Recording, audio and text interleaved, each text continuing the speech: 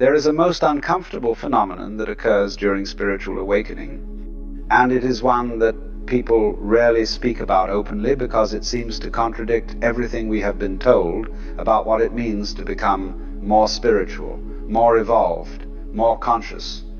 The phenomenon is this: you begin to find that you cannot stand being around most people anymore.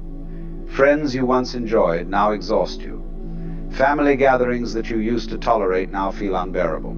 Colleagues whose company was once pleasant now grate on your nerve. The majority of human interaction begins to feel hollow, draining, deeply unsatisfying. And this troubles you greatly, does it not? Because surely you think if you are becoming more spiritual, more awakened, more enlightened, you should be becoming more loving, more compassionate, more accepting of all people regardless of their level of consciousness. You should be like the Buddha or the Christ, embracing all beings with unconditional love and understanding. Instead, you find yourself withdrawing, avoiding, feeling irritated and exhausted by the very people you are supposed to be learning to love more deeply. So you wonder, have I become arrogant? Am I judging people? Am I falling into spiritual pride, thinking myself better than others? Or perhaps the awakening process has gone wrong somehow. Perhaps I am becoming less human rather than more human, less connected rather than more connected. Something must be amiss, because this dislike, this aversion, this inability to tolerate most people, surely this cannot be a sign of spiritual growth. But I want to suggest to you that what you are experiencing is not only normal, it is virtually inevitable during certain stages of awakening. And it is not a sign of failure or spiritual pride or loss of humanity. It is a natural consequence of a very specific shift that occurs in consciousness, a shift that temporarily creates a kind of incompatibility between you and those who have not undergone this shift. Let me explain what I mean. Before awakening, you are largely unconscious. You live in a kind of trance, a collective dream that humanity shares. And in this trance, you relate to other people through shared illusions, shared beliefs, shared assumptions about reality. You bond over complaints about life. You connect through gossip and drama.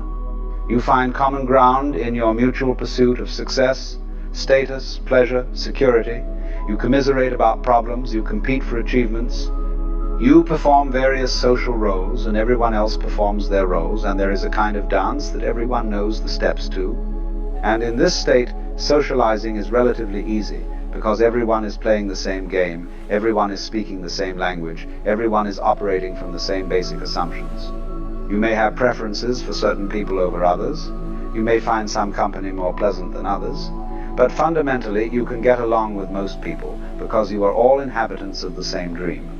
But then something begins to shift. You start to wake up, and as you wake up you begin to see through the illusions that most people are still living in. You recognize that the things people are obsessing about are ultimately meaningless. You see that the dramas they are caught up in are self-created. You understand that the goals they are pursuing so frantically will never bring the satisfaction they imagine. You perceive the unconscious patterns, the mechanical behaviors, the reactive emotional loops that drive most human interaction. And once you see these things, you cannot unsee them. It is like watching a film and suddenly becoming aware that you are watching a film, that these are actors on a screen, that the story is not real. And once you have this awareness, you cannot simply go back to being absorbed in the plot as though nothing has changed. The spell has been broken. So now when you interact with people who are still deeply identified with their roles, still completely absorbed in the drama, still chasing the same empty goals and complaining about the same self-created problems, there is a fundamental disconnect. They are speaking a language you no longer speak. They are playing a game you no longer play. They are asking you to participate in a shared reality that you have seen through and can no longer pretend to believe in. And this creates a kind of exhaustion, a feeling of falseness, of strain. You are being asked to meet people in a place where you no longer reside. You are expected to care about things you have recognized as ultimately unimportant. You are supposed to participate in conversations that feel utterly empty, to pretend interest in dramas that you can see are entirely self-created, to support pursuits that you know will lead nowhere. Moreover, most people are operating at a very low level of presence, a very high level of mental noise. they are not actually here, not actually present in the moment. They are lost in thought, in worry, in planning, in regret, in fantasy. And when you interact with someone who is lost in thought, there is no real meeting, no genuine contact. You are speaking to their mental construct of themselves, to their idea of who they are, not to their actual being. And this too becomes exhausting, because you have tasted genuine presence, genuine contact, genuine meeting between beings who are actually here. And once you have tasted this, the alternative feels deeply unsatisfying. It is like having eaten real food and then being offered plastic replicas of food. You can see that they resemble food, but you cannot actually eat them, cannot actually be nourished by them. There is also the matter of energy. Before awakening, you likely gave your energy away constantly without even realizing it. You allowed yourself to be drawn into other people's dramas, to take on their emotional states, to be affected by their moods and opinions and judgments. You were permeable in ways that allowed people to drain you, to pull you into their patterns, to use you as a receptacle for their unconsciousness. But as you awaken, you become more sensitive to energy, more aware of these dynamics. You can feel when someone is trying to draw you into drama. You can sense when someone is attempting to offload their emotional state onto you. You can perceive when interaction is actually a form of energy vampirism, where one person is feeding off the attention and reaction of another. And once you become aware of these dynamics, you naturally begin to protect your energy, to maintain boundaries, to refuse to participate in these draining exchanges. But this means that many interactions that were once possible are no longer tolerable. The people who were unconsciously using you as a source of energy, as an audience for their drama, as a mirror for their ego, these people now feel uncomfortable, draining, even toxic to be around. Let me be very clear about something. This is not the same as judging people or thinking yourself superior to them. You may have tremendous compassion for people who are suffering in unconsciousness. You may wish them well, hope they find their way to greater awareness and freedom. But compassion does not require you to sacrifice your own well-being, to allow yourself to be drained, to participate in unconsciousness simply because others are still caught in it. It is rather like someone who has recovered from a serious illness. They may feel great compassion for those who are still sick, but they do not deliberately make themselves sick again in order to keep the sick people company.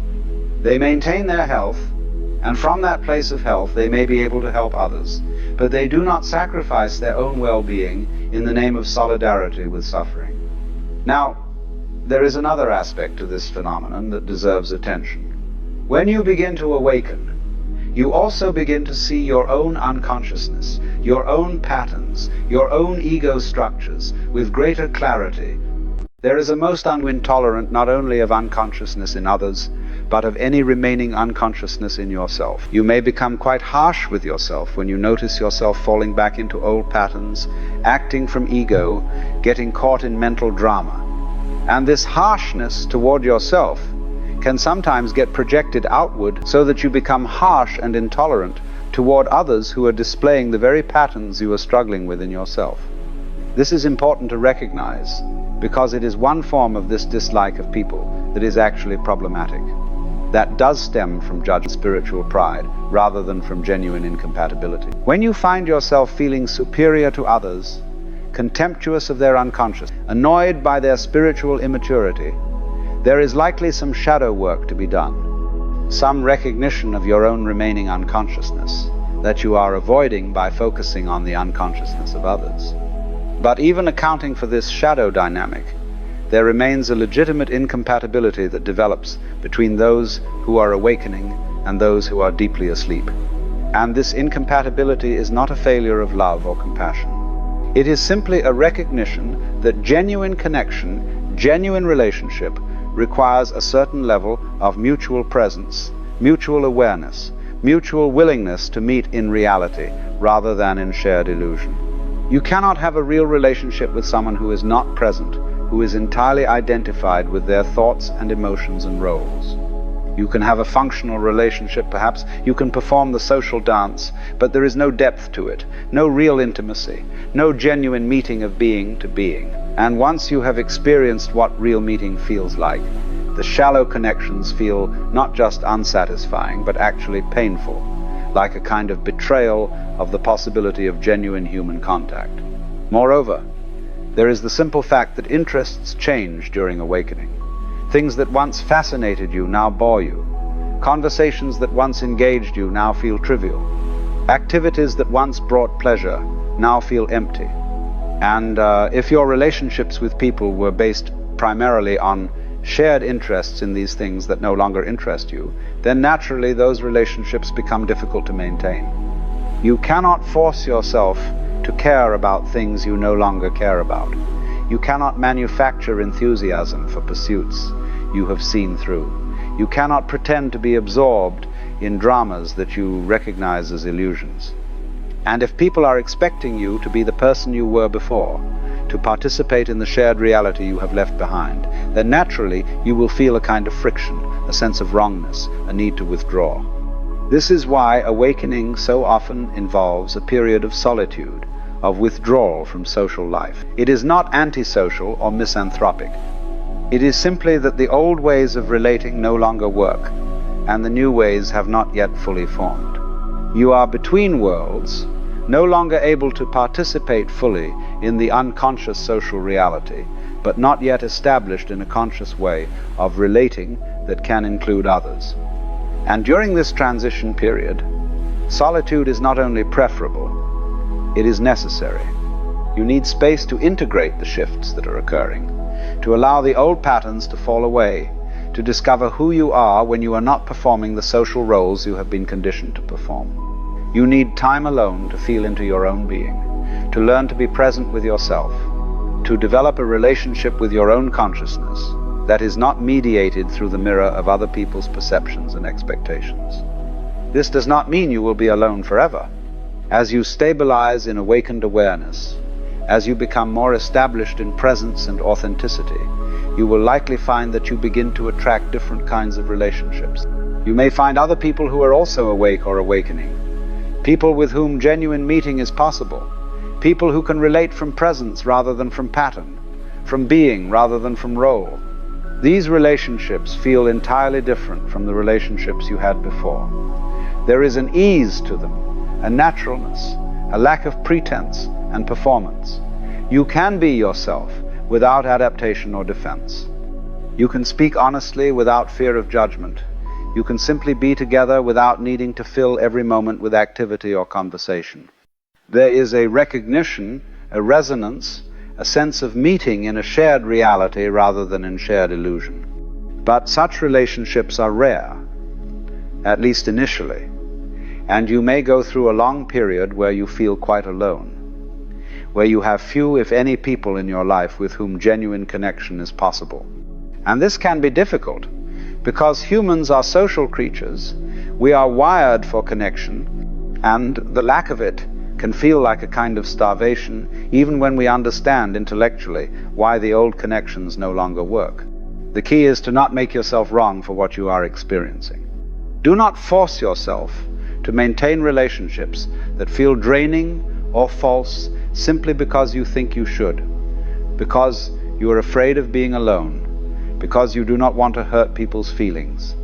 It is far better to be honestly alone than to be falsely connected. It is far better to withdraw than to continue participating in unconscious patterns that you have outgrown. At the same time, be careful not to become rigid or closed. Not everyone who is still asleep is draining or unbearable to be around. Some people, even in their unconsciousness, have a sweetness, a kindness, an openness that makes their company pleasant. Some people, though not awake, are at least curious, questioning, moving in the direction of greater awareness. These people you may still enjoy, may still learn from, may still have genuine exchanges with, even if the full depth of meeting is not yet possible.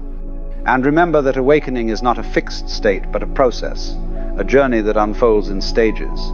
The period of intense intolerance for unconsciousness is often a phase that passes. As you stabilize more deeply in awakened awareness, You often become more able to be with all kinds of people without being pulled into their patterns, without being drained by their unconsciousness. You develop a kind of spiritual immunity, so to speak. You can be in the presence of drama without being drawn into it. You can interact with people who are asleep without falling back asleep yourself. You can meet people where they are without needing them to be somewhere else. This is not because you have learned to tolerate what is intolerable, but because you have become so established in your own center that you are no longer vulnerable to being knocked off balance by the unconsciousness of others. And from this more stable place, genuine compassion becomes possible.